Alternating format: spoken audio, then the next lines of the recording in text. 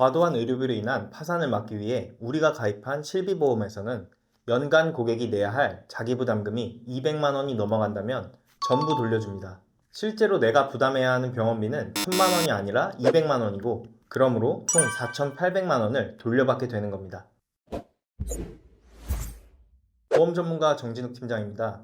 여러분은 보험을 몇 개나 가지고 있으신가요? 저는 한때 5개의 보험이 있었지만 지금은 대부분 정리하고 딱 2종류만 가지고 있습니다. 오늘은 인생을 살면서 꼭 필요한 최소한의 2가지 보험에 대해서 말씀을 드려볼까 합니다.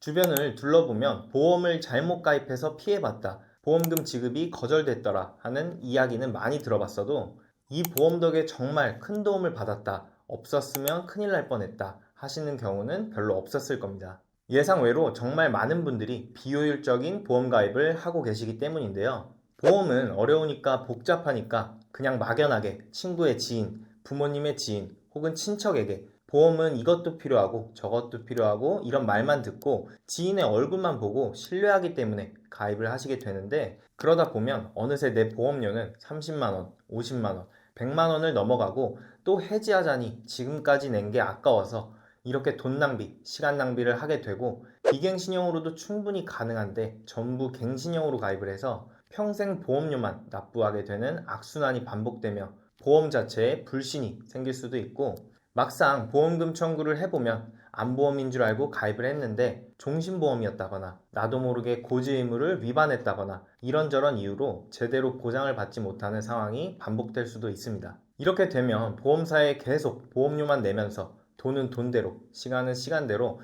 낭비를 하고 해지하고 가입하고를 계속 반복하게 되죠.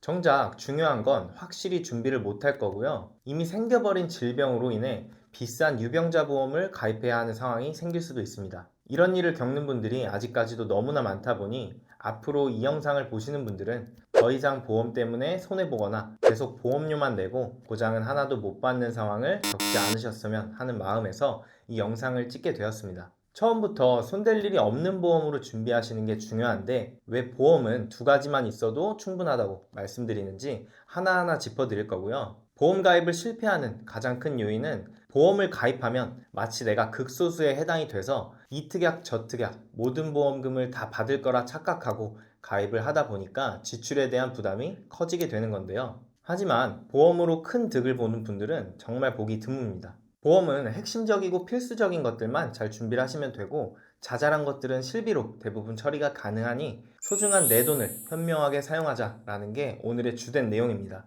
먼저 우리 인생에서 중대한 경제적인 리스크는 크게 2가지로 볼 수 있습니다. 첫 번째는 치료 비용이 많이 드는 질병이나 예기치 못한 상해사고, 이런 신체적인 손상이 있고요. 2번째는 죽음. 너무 일찍 죽어도 리스크가 크고 너무 오래 살아도 리스크가 큽니다. 상해로 다치거나 질병이 발생했을 경우 실비보험으로 기본적인 치료들이 대비 가능하고요. 상해로 크게 다치게 된다면 보통 교통사고일 가능성이 높은데요. 교통사고는 상대 과실이라면 상대방 자동차 보험에서 처리를 해줄 거고, 내 과실이라면 내 자동차 보험이나 실비보험으로 대비를 하시면 됩니다. 낙상사고가 발생했다거나 운동하다가 다치는 것도 실비로 커버가 되고, 일하다가 다친 것은 산재 처리, 산재가 안 된다면 내 실비로 처리하시면 되겠죠. 음식점에서 넘어지셨으면 음식점 배상 책임, 어떤 시설에서 넘어졌으면 해당 시설의 배상 책임으로 보장이 가능합니다. 다음으로는 사망. 너무 일찍 죽는 것에 대한 경제적인 타격은 정기보험으로 저렴하게 해결할 수 있습니다. 보장기간이 짧은 대신 사망 1억을 대비하시면 40대 남성 기준 월 23,780원이면 대비가 가능하고요. 여성분들은 더 저렴해서 40대 여성 70세 만기로 설계를 해도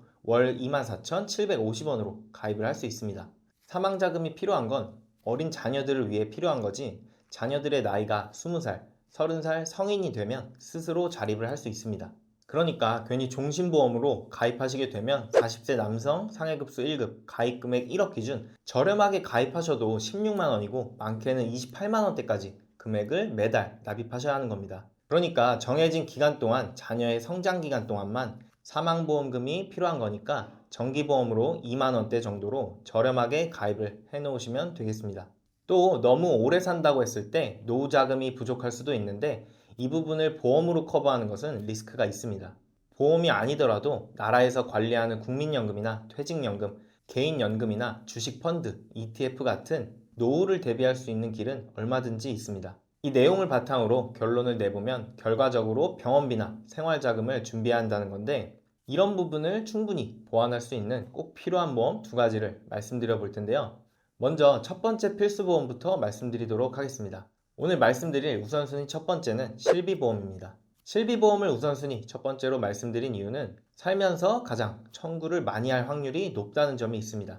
여러분들은 살면서 암이나 뇌혈관 질환, 심장 질환 같은 중대 질환보다는 감기나 잔병 치레 등으로 병원에 가실 확률이 훨씬 높으실 겁니다. 살면서 감기 한번 걸리지 않은 분들은 거의 없으실 것 같다고 생각이 드는데요. 첫 번째로 말씀드린 이 실비보험은 가벼운 감기부터 심각한 중대질환까지 내가 치료를 위해 병원에 입원하거나 통원 치료를 받게 된다면 실제 내가 쓴 병원비에 대해서 보장을 해주는 보험입니다. 국민건강보험의 보완용으로 도입되어 보장 범위가 아주 넓다 보니 대한민국 인구 중에 4천만 명이나 가입을 하신 거겠죠.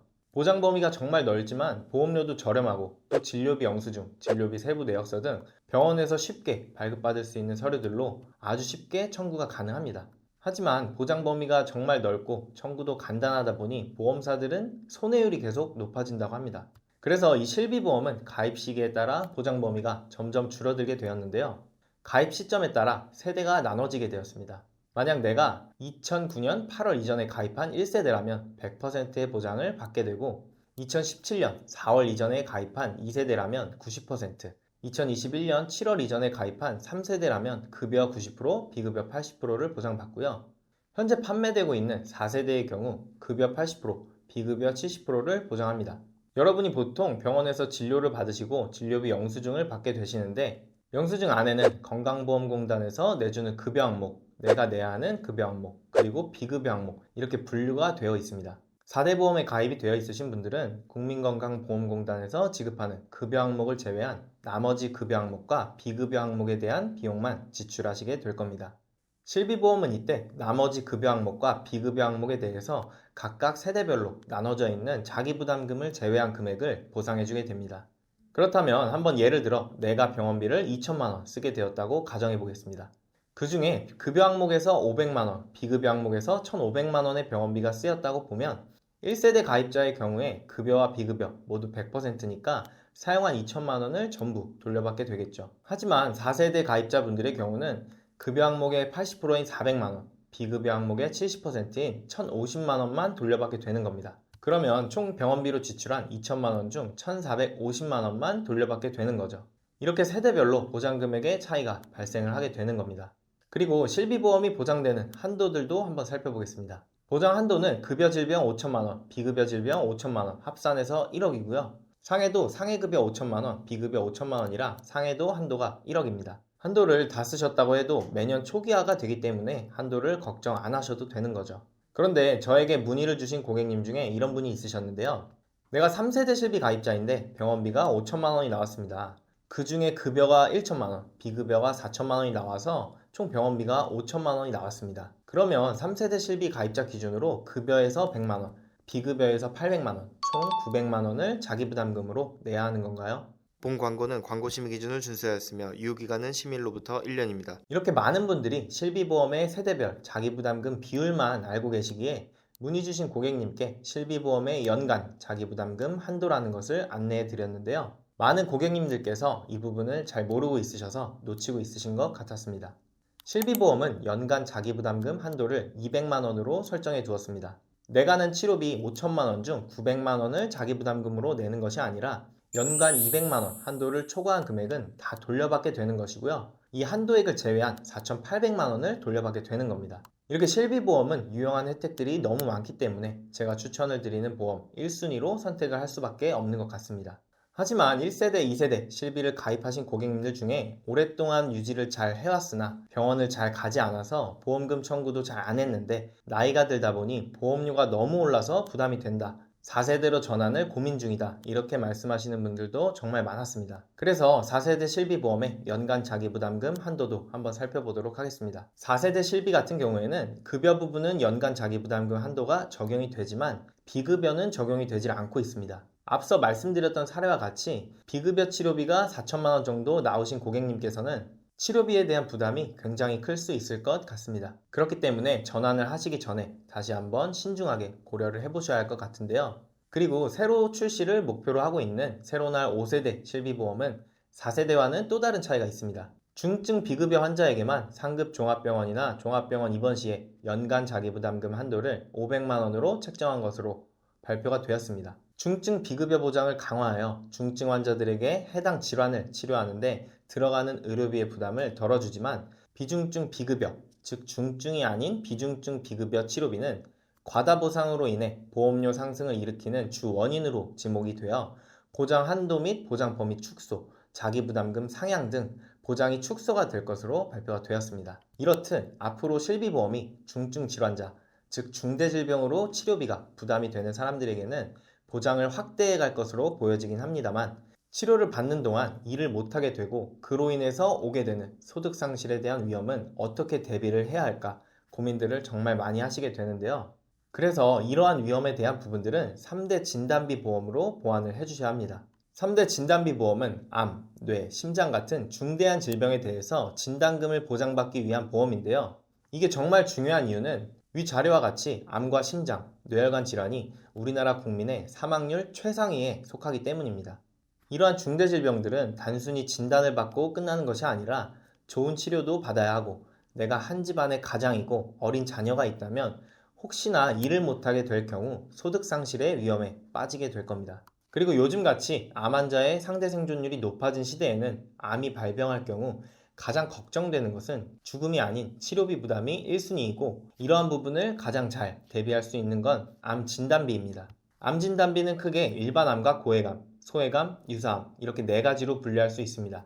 고해감은 식도, 췌장, 골수, 뇌암, 백혈병 등에 대해 대비하기 위해 준비하시는 건데 이 부분은 어차피 일반암으로 다 포함이 되어 있고요. 소해감은 유방암, 자궁암, 전립선암 같은 생식계암들이 있는데 이 부분도 역시 일반암에 포함이 되어 있습니다. 그리고 일반암에서 보장하지 않는 유사암이 있는데요. 갑상선암, 기타 피부암, 제자리암, 경계성 종양 이 네 가지를 유사암이라고 합니다. 고해감과 소해감 모두 일반암에서 보장을 하기 때문에 유사암 4가지를 제외한 암은 보통 일반암에서 보장을 받습니다. 그렇기 때문에 일반암의 보장을 가장 신경 써서 준비해 주셔야겠습니다. 하지만 보시다시피 최근 암의 발병률을 보면 남녀를 통틀어 갑상선암의 발병률이 1위를 차지하고 있는데요.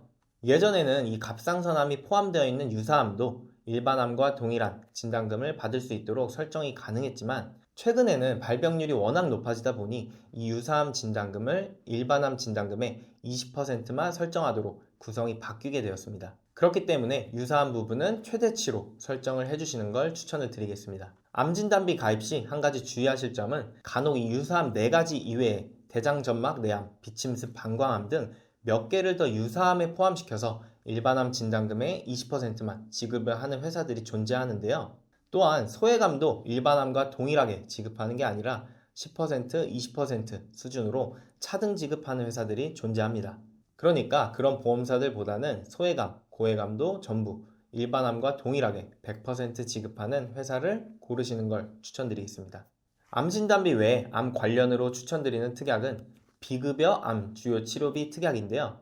해당 특약은 비급여 암수술, 비급여 항암 약물 치료, 비급여 항암 방사선 치료와 최신 치료인 중입자 치료, 비급여 표적 항암 치료도 보장하고 또 원발암, 전이암, 재발암도 다 보장 가능합니다. 보험료를 보시면 40세 남성 상해급수 1급 건강체 기준 20년 납 90세 만기에 비갱신형 보험료가 22,480원이면 가입이 가능합니다. 본인 부담금이 많이 지출되는 비급여 부분의 암치료비가 걱정이 되시는 분들은 이 비급여 암치료비 보험을 추천드리겠습니다. 암 다음으로 중요한 뇌와 심장의 경우는 뇌 쪽은 뇌혈관 진단비로 준비를 해주셔야 합니다. 그래야 보장 범위가 아주 넓어지는데요. 뇌출혈과 뇌졸중만 준비하시면 보장 범위가 너무 좁아지기 때문에 가장 보장 범위가 넓은 뇌혈관 진단비를 가입하시는 걸 추천드리고요. 심장 질환의 경우 협심증과 급성 심근경색이 가장 중요하기 때문에 허혈성 진단비를 중심으로 준비하시면 되겠습니다. 심혈관 진단비는 가성비를 생각했을 때 저는 개인적으로 추천을 드리지 않고 있기 때문에 부정맥과 심부전이 걱정되시는 분들만 준비하시는 걸 추천드리겠습니다. 그럼 이렇게 실비보험과 3대 진단비까지 준비를 하셨다면 큰 질병에 대비하는 것으로 만족하고 있습니다. 이렇게 생각하시는 분들은 이 정도만 실속 있게 준비를 하셔도 충분할 것 같고요. 경제적으로 여유가 있으셔서 지출이 크게 부담되시지 않는 분들은 수술비 특약을 추천드리겠습니다. 수술비 특약을 추천드리는 이유는 보시다시피 수술비의 비용이 연평균 5% 이상 계속해서 상승하고 있는 걸 보실 수가 있습니다.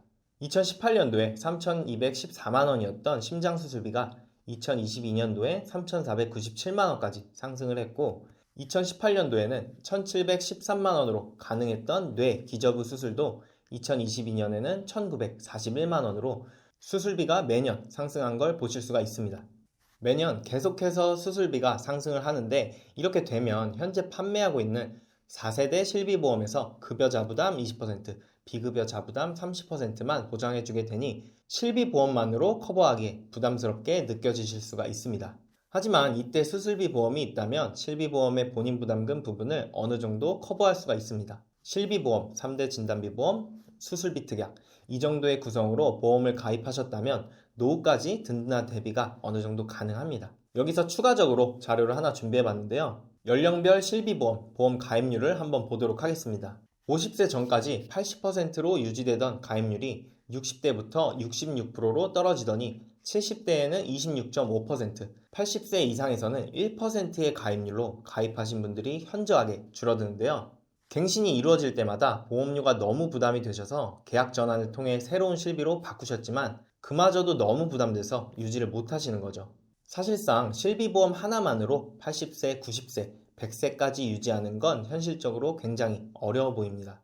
그렇기 때문에 실비보험을 유지 못하게 되는 노후를 위해서라도 수술비 특약으로 대비하시는 걸 한 번 더 추천드리겠습니다. 말씀드린 수술비 특약도 여러 가지로 분류가 되는데요. 위 자료를 보시면 수술비는 크게 질병수술비, 1에서 5종 수술비, 1에서 7종, 8종, 9종 수술비와 119대, 140대 같은 N대 수술비로 나뉩니다. 먼저 질병수술비는 가장 넓은 범위로 보장을 해주는 수술비이지만 보장 금액이 낮다는 큰 단점이 존재합니다. 그리고 1에서 7종, 8종, 9종의 수술비는 수가 코드인 ADRG로 보상을 하다 보니 보상 지급은 명확하지만 비급여가 보장이 안 되고 N대 수술비는 질병 분류 코드에 부합하기가 어렵고 질병 분류 코드에 따라 차등 지급을 합니다. 그래서 제가 추천드릴 수술비는 1에서 5종 수술비인데요. 1에서 5종 수술비는 관열, 비관열로 나뉘어 차등 지급을 하긴 하지만 비급여도 보장을 받을 수 있고 새로 나오는 수술 또한 보장이 됩니다. 그리고 비교적 큰 수술로 갈수록 보장 금액이 커지기 때문에 노후를 대비하는 수술비로는 1에서 5종 수술비를 추천드리겠습니다. 이렇게 실비보험과 3대 진단비보험, 수술비 보험까지 소개를 해드렸는데요.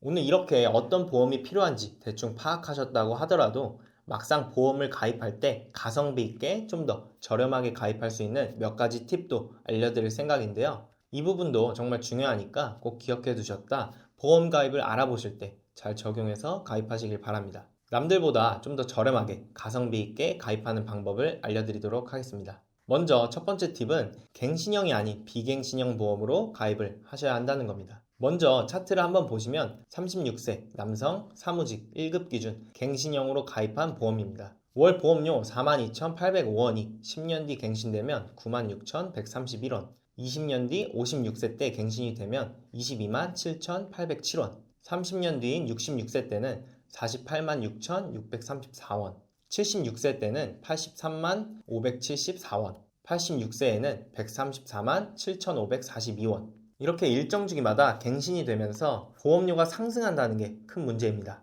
하지만 갱신형 보험의 가장 큰 문제는 100세까지 보장을 받고 싶다면 100세까지 납입을 하셔야 한다는 점입니다. 반면 비갱신형 보험이라면 처음에 정한 12만 9,210원이라는 보험료가 고정적이고 20년만 납부를 하면 더 이상 지출하는 거 없이 100세까지 쭉 보장받는 게 가능합니다.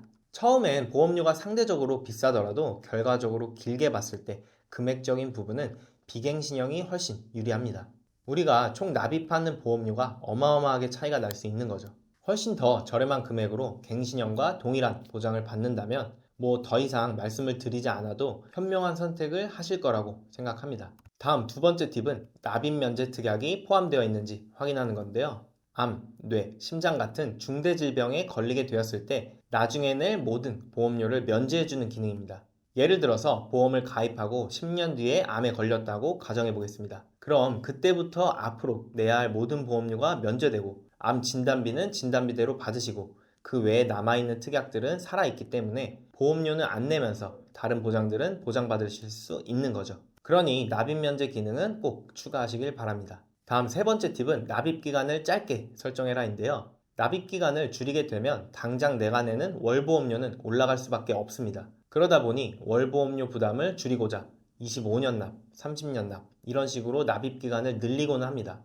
하지만 그렇게 되면 내가 내는 총보험료는 엄청나게 상승할 거고요. 결과적으로 더 많은 지출을 하게 될 겁니다. 위에 말씀드렸던 납입 면제 기능이 있는데 그렇다면 납입 기간을 늘려서 보험료를 더 조금 내다가 면제를 받는 게 더 유리한 게 아닐까요? 이렇게 묻는 분들이 간혹 있으신데요.